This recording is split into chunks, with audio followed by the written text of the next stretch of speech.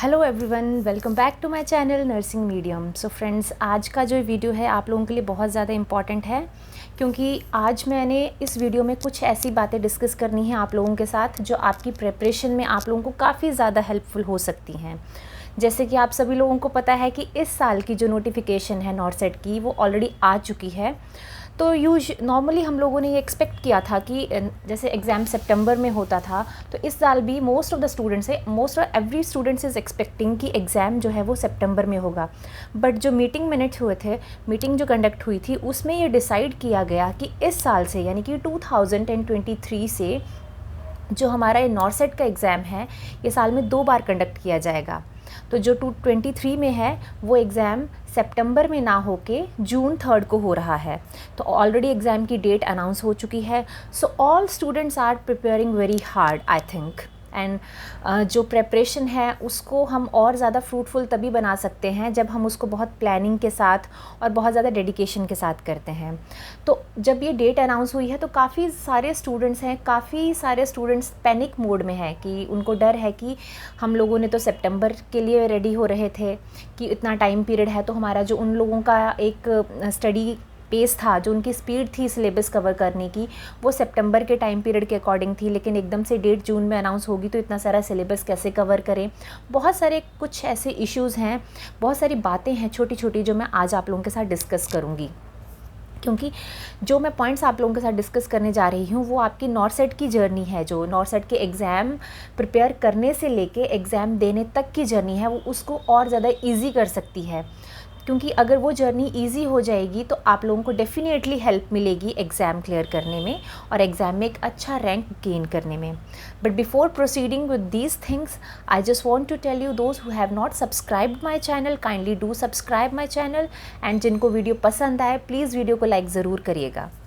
सो अगर आप ऐसा करेंगे, जो ये पॉइंट्स मैं बताने जा रही हूँ या फिर जो मैं पॉइंट्स आपको बताऊँगी, अगर आप इन पॉइंट्स को कंसीडर करेंगे तो आप लोगों के लिए बहुत ज़्यादा बेनिफिट होगा। सो सबसे पहला है वो आपको जो कंसीडर करना है, that is self confident.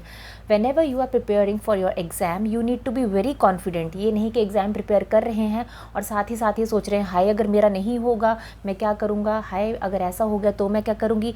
Don't consider any situation in a negative manner. कभी भी किसी सिचुएशन को नेगेटिव वे में कंसिडर मत कीजिए, no matter what is the situation.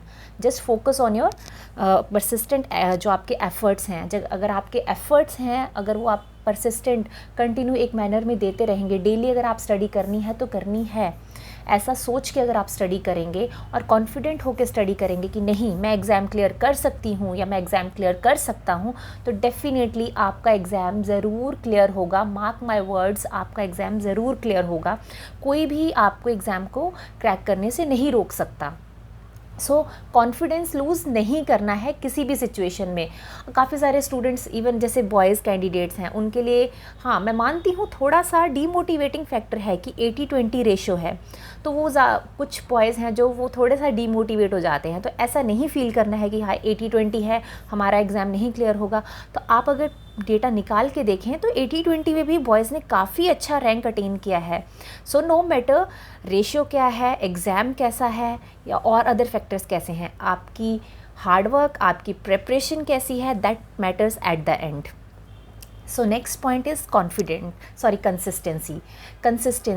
Consistency एक ऐसा वर्ड है जो मैं पहले भी बोल चुकी हूँ और मैं काफ़ी बार बोलती हूँ कि remain consistent with your efforts. So जब भी आप एग्ज़ाम के लिए प्रिपेयर कर रहे हैं, कंसिस्टेंसी मेंटेन करना बहुत इंपॉर्टेंट पॉइंट है। कंसिस्टेंसी इन टर्म्स डेली 3 घंटे स्टडी करनी है या डेली 4 घंटे 5 घंटे, जितना टाइम आप स्टडी को देंगे वो आपके लिए बेनिफिशियल है। तो remain consistent with your efforts on daily basis. एक दिन का गैप भी आपको काफ़ी पीछे ले जाएगा, एक दिन का गैप आपको काफ़ी रैंक पीछे ले जा सकता है। क्योंकि जब एग्ज़ाम का रिज़ल्ट निकलता है, अगर आपने रिज़ल्ट्स को अच्छे से स्टडी किया होगा तो उसमें देखना पॉइंट मार्क्स में भी, जैसे अगर किसी स्टूडेंट के 130 मार्क्स हैं और दूसरे स्टूडेंट के 129 मार्क्स हैं, तो 129 से लेके 130 तक भी काफ़ी स्टूडेंट्स होते हैं। तो ये वो लोग तभी अचीव कर पाते हैं क्योंकि उन्होंने अपने एफ़र्ट्स बीच में ब्रेक नहीं किए हैं, वो अपने एफ़र्ट्स के साथ कंसिस्टेंट रहे हैं। सो ये चीज़ें आप लोगों ने इंट्रोड्यूस करनी है जब भी आपने स्टडी करनी है। सो नेक्स्ट हमारा पॉइंट है जो आपने कंसिडर करना है, डोंट गेट डीमोटिवेटेड।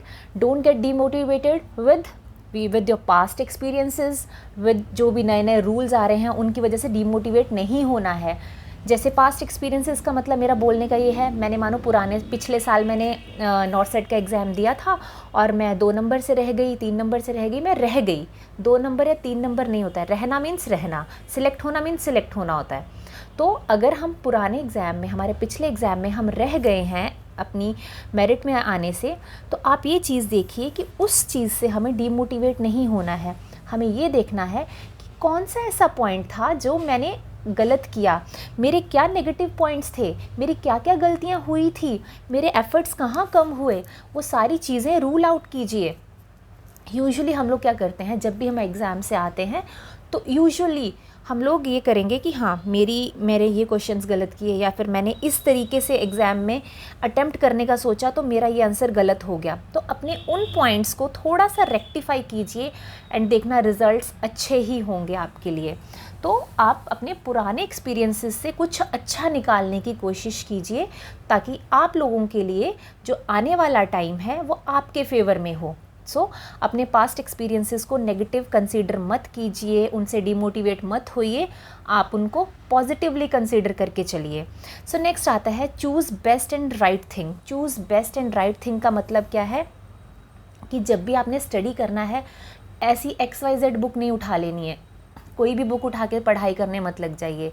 पढ़ाई करते समय जब आपने स्टडी करना है तो मैं हमेशा ये बोलती हूँ कि हमेशा इजी से टफ़ की तरफ स्टार्ट कीजिए। जब हम इजी से टफ़ की तरफ स्टार्ट करते हैं तो हमारा एक इंटरेस्ट बनता है स्टडी में, हमारा मन लगने लग जाता है स्टडी में। क्योंकि जब हमें मैं किसी चीज़ में एफ़र्ट डाल रही हूँ तो उस एफ़र्ट में से जब मुझे कुछ आउटपुट आने लगती है तो मेरा और मन करता है कि मैं और एफ़र्ट डालूँ।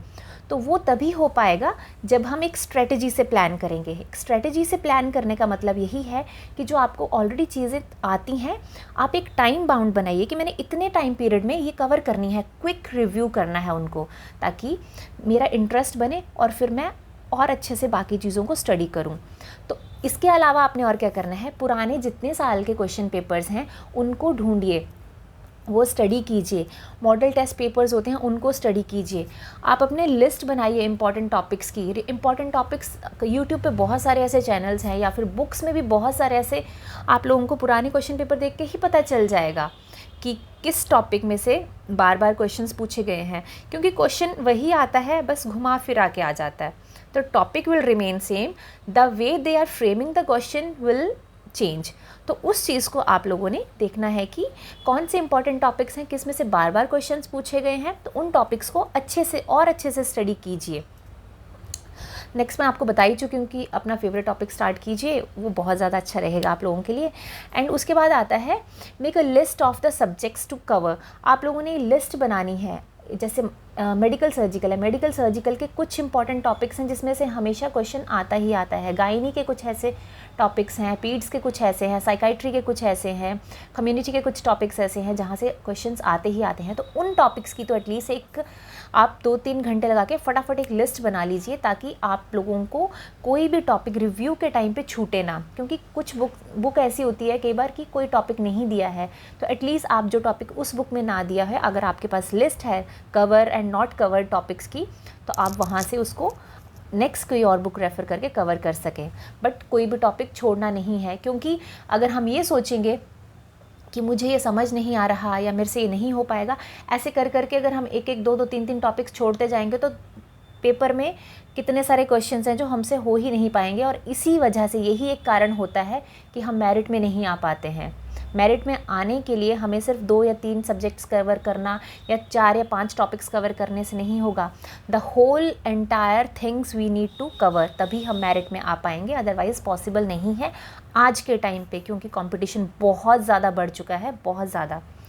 नेक्स्ट आता है लिस्ट ऑफ इंपॉर्टेंट टॉपिक्स। मैंने आपको पहले ही बता दिया कि इंपॉर्टेंट टॉपिक्स की लिस्ट बनाओ, उनको कवर करो, उनको रिपीटेडली उनके MCQs देखिए, किस वे से पैटर्न किया है क्वेश्चन को, तो आपके लिए वो बेनिफिशियल होगा।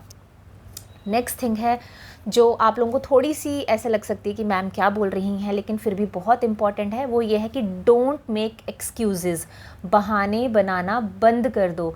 ये रीज़न था मेरा एग्ज़ाम इसीलिए क्लियर नहीं हुआ, ये कारण था मेरा इसलिए नहीं हो पाया, मैं इस वजह से रह गई या मैं इस वजह से रह गया। वजह कुछ नहीं होती है, आप रह गए हैं तो आप रह गए हैं, आपका एक साल पीछे चला गया है, इस चीज़ का ध्यान दीजिए।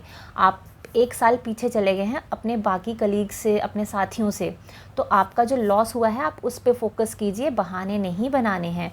क्योंकि 2 या 3 मार्क्स से रहना कोई बहुत बड़ी बात नहीं है, कोई छोटी बात नहीं है, लेकिन एंड रिज़ल्ट क्या है कि आपका सिलेक्शन नहीं हुआ है। आप उस चीज़ पे फोकस कीजिए कि आप इस साल रह गए हैं और आपने अपने 365 डेज़ अपने आप को और पीछे कर लिया है। तो आपने एक तो उनको खुद को इतना पीछे कर लिया है, अपने नेक्स्ट जो अपना टाइम है आपने वो भी और यूटिलाइज़ करना है। तो आपने कुल मिला के 2-3 साल अपने वेस्ट कर दिया। तो उस चीज़ को आप ना करें, ना रिपीट करें तो बेटर है। बहाने बनाना बंद करो, एक अच्छा एफ़र्ट दो स्टडी में, कंसिस्टेंट एफ़र्ट दो ताकि रिज़ल्ट आपके फेवर में हो। नेक्स्ट आता है बी ए कंटिन्यू लर्नर। बी ए कंटिन्यू लर्नर का मतलब ये है कि अगर आप आराम से स्टडी करने के बाद कोई नॉर्मल बुक भी उठा रहे हैं तो उसमें भी कुछ स्टडी करने के लिए ही ढूंढो। अगर आप न्यूज़ भी पढ़ रहे हैं, क्योंकि आप पूरा दिन बुक्स नहीं पढ़ेंगे, आप थोड़ी देर इधर उधर फ़ोन यूज़ करते हैं समटाइम्स अपने आप को रिफ़्रेश करने के लिए, तो वो आपका जो रिफ़्रेशमेंट टाइम है वो भी ऐसा होना चाहिए कि आपके लिए प्रोडक्टिव हो। क्योंकि एग्ज़ाम में आप लोगों को जीके आती है या फिर करंट अफेयर्स आते हैं, तो बेटर है वो जो आपका फ़ोन टाइम है वो आप उसको उन चीज़ों को स्टडी करने में यूटिलाइज़ करो ताकि आपका माइंड भी फ्रेश हो जाए और आपका स्टडी भी कवर हो जाए। क्योंकि इस टाइम पे टाइम बहुत कम है, ये April is almost about like finish, अप्रैल मई जून, तो एग्ज़ाम में बहुत टाइम नहीं बचा है। तो आपने इस तरीके से अपना टाइम यूटिलाइज़ करना है। नेक्स्ट है be a smart learner and be a hard work with smartly. Like how to do a hard work and smartly, ये दो चीज़ें कैसे करनी है, मतलब हार्ड वर्क करना है लेकिन स्मार्टली करना है। तो हार्ड वर्क स्मार्टली ऐसे करना है कि अगर आप कुछ पढ़ रहे हैं तो साथ साथ में छोटे छोटे नोट्स बनाओ, लंबी लंबी कहानियाँ मत लिखो, ताकि जब आपने लास्ट डे में या फिर जो एग्ज़ाम के लास्ट के एक हफ़्ता बचा होगा तो आप उसको फटाफट उन पॉइंट्स को रेडी करो। ये ना कि आप बड़ी लंबी लंबी स्टोरीज़ पढ़ते जाएं, फिर से आप उसी समंदर में डूबते जाएं, तो वो वाला काम नहीं करना है। ऐसा काम करना है कि आपको लास्ट पॉइंट पे इतना बेनिफिट मिले आपके ही किए हुए काम से कि आप लोगों को एग्ज़ाम में एकदम से रिमाइंड, जैसे ही क्वेश्चन आपके सामने आए आप एकदम से आंसर कर पाओ, क्योंकि आप लोगों ने अपने नोट्स ही ऐसे प्रिपेयर किए हैं। छोटे छोटे नोट्स बनाइए, बुक में मार्क कर सकते हैं आप अपने पेन से या फिर कलरफुल पेंसिल्स आती हैं उनसे मार्क कीजिए, हेडिंग्स को अलग कलर से कर लीजिए, इंपॉर्टेंट पॉइंट को अलग से कर लीजिए। चिट्स आती हैं, छोटे छोटे चिट्स आते हैं, उनको स्टिकर्स आते हैं, स्टिकिंग्स लगाती हैं, उनको स्टिकर्स करिए, उन पे इंपॉर्टेंट चीज़ें लिखिए कि ये वाला टॉपिक इस साल में आया था, ये इस तरीके से पूछा गया था। बहुत सारे तरीके हैं स्टडी करने के, हार्ड वर्क को स्मार्टली करने के, तो ये चीज़ें आप अगर करेंगे तो आपके लिए हमेशा बेनिफिट रहेगा। And last but most important point, if in case you are not able to qualify in this year, so what will you do? आपके पास कोई और प्लान है क्या? अगर नहीं है तो आप एक अच्छे प्लानर नहीं हैं। And if you have any other plan, you are the best planner. So always you people should have a plan B. आपका सेकंड प्लान क्या होना चाहिए, या फिर आपके पास कोई और प्लान है या नहीं, तो आप हमेशा उस चीज़ के लिए रेडी रहिए। सपोज़ आप नॉर्सेट के लिए प्रिपेयर कर रहे हैं, आप बैचलर्स, आप ऑलरेडी बीएससी नर्सिंग कर चुके हैं, तो आपकी साइड बाय साइड आप अपनी हायर एजुकेशन के लिए भी एग्ज़ाम दें। जैसे मास्टर्स करनी है या फिर कोई और नर्सिंग कंटिन्यू स्टडी करनी है, या फिर जो लोग अब्रॉड जाना चाहते हैं, अपने अलग अलग अपनी जो चॉइसेस हैं उन पे भी साथ में वर्क कीजिए, ताकि अगर आपका ये वाला नॉर्सेट का गवर्नमेंट जॉब का प्लान अगर आपका फुलफ़िल नहीं हुआ है तो आप हाथ पे हाथ धरे बैठे रोएं ना। क्योंकि फ़ायदा तभी है जब सभी एक सक्सेसफुल करियर और सक्सेस अचीव करेंगे, तभी एक अच्छे प्लानर बनेंगे आप, और तभी आपकी स्टडी का, आपके हार्ड वर्क का फ़ायदा है, अदरवाइज़ कोई भी फ़ायदा नहीं है। And this is all about जो मैं पॉइंट्स आपको बताना चाहती थी कि स्टडी करने के टाइम पे आपने क्या क्या कवर करना है। तो अगर आप लोगों को ये वीडियो अच्छा लगा हो तो वीडियो को ज़रूर लाइक कीजिएगा। मेरे चैनल को जिन्होंने सब्सक्राइब नहीं किया है वो ज़रूर सब्सक्राइब करें।